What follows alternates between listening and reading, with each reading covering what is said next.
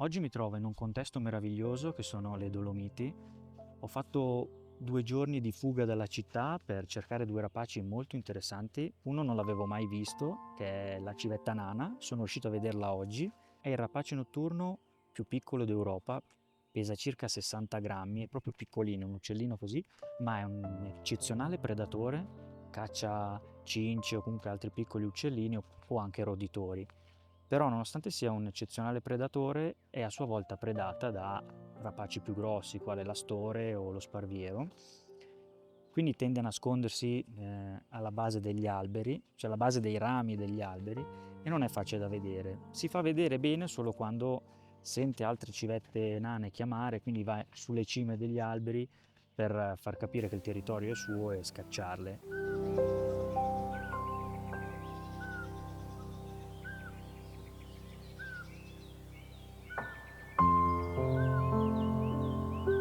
Predilige i boschi di conifere, quindi larici o abeti, e se uno ha l'orecchio allenato può sentirle cantare e riesce anche a individuarle. Oggi sono stato fortunato, l'ho vista, abbiamo un accompagnatore che ci sta portando in giro, quindi lui conosce i posti, sa come farcele vedere. Sono contentissimo perché non avendola mai vista non mi immaginavo quanto fosse veramente piccola, però è meravigliosa.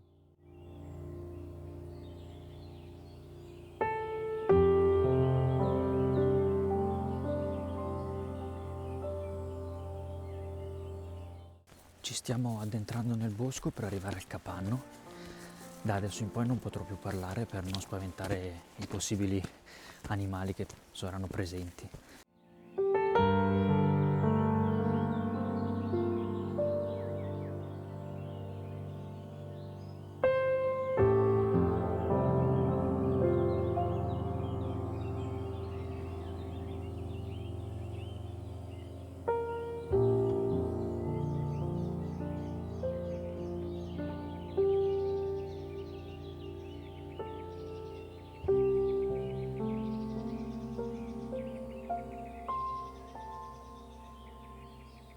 Sono appena uscito dal capanno dopo una mattinata d'appostamento dove bisognava stare assolutamente in silenzio, le fotocamere andavano mosse molto lentamente per evitare di spaventare gli animali.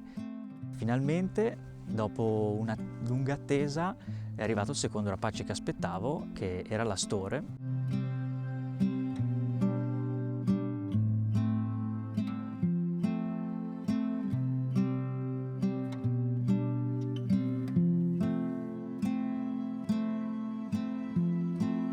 L'astore è un predatore micidiale, caccia principalmente all'agguato nel bosco. Ha una conformazione alare corporea che gli consentono di volare tra gli alberi e inseguire la sua preda nel bosco. Ha una colorazione un po' strana per essere un animale da bosco, perché non sembra molto mimetico. In realtà questa colorazione bianca con le bande nere sul petto lo rendono praticamente invisibile all'interno del bosco, e difatti è praticamente impossibile andare a cercarlo a piedi nel bosco per fotografarlo, anche perché è un animale molto timoroso, quindi appena sente rumori che non lo convincono scappa. L'unico modo per vederlo è fare degli appostamenti da capanno. Oltre alla storia sono riuscito a vedere anche la poiana, un po' più comune come rapace, però è passata, si è fatto un giretto davanti al capanno. Direi giornata più che soddisfacente, ci sono visti anche altri uccellini come cince, fringuelli, anche un picchio muratore.